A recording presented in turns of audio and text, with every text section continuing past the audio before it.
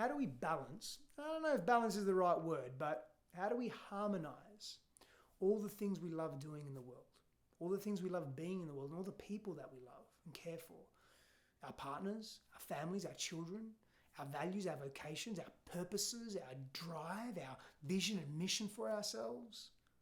How do we create space in our world for all of that? Because we're multifaceted, multi-layered beings, right? We see the world through varied lenses often.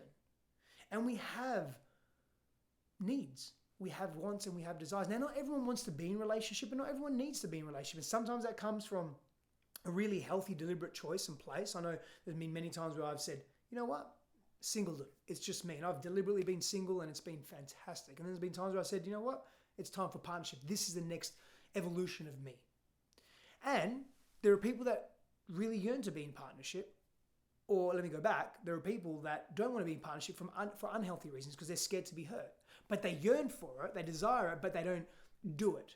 And so they then develop tendencies and habits and practices around being hyper selfish in the world that then reinforces the challenge and the difficulty of being in a relationship. And then there are those in life that want to be in a relationship, but also have legitimate drives, legitimate function in the world outside of relationships. So how do we harmonize all of that? See, for me, freedom is one of my biggest values. And it's also one of my biggest wounds. I grew up very fast. What I mean by that is I took on a lot of responsibility from a very young age and I felt very contracted and constricted. I had enmeshment with my mother, which is her unconsciously projecting her unmet needs, unmet emotional needs, from the relationship that she was in with my father onto me. And I just took on a lot of responsibility from a very young age.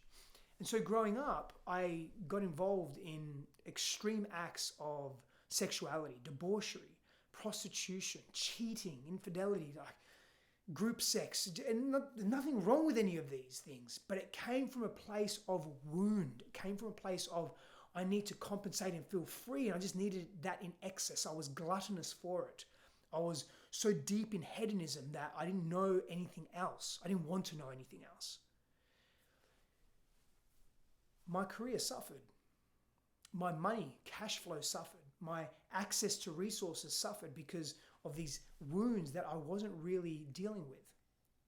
And so how do we harmonize all of those things in our lives? Well, I think there's two big things that come to mind for me, right? Not to overcomplicate it.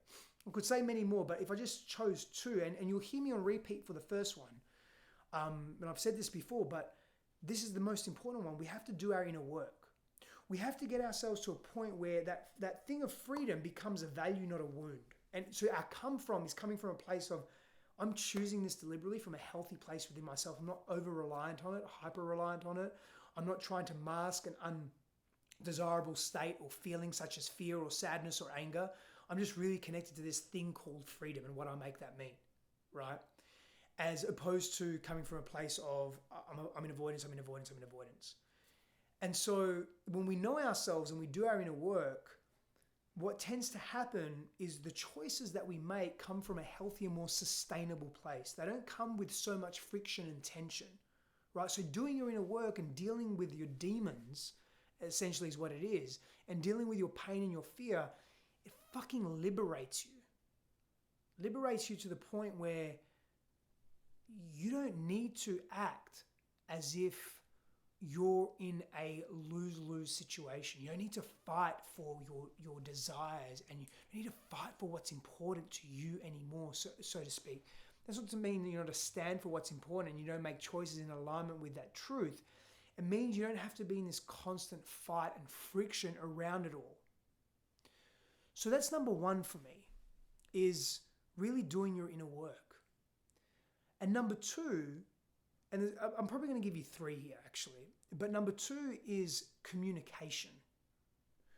So you want to be able to communicate with yourself and with the relevant people in your life what matters most to you, what's important. Now, when you do number one and you're engaged in inner work, what tends to come from that inner work is a knowing about what your highest values are, what's most important to you, how you perform under pressure, how you perform under challenges, what you're attracted to and what you're repelled by.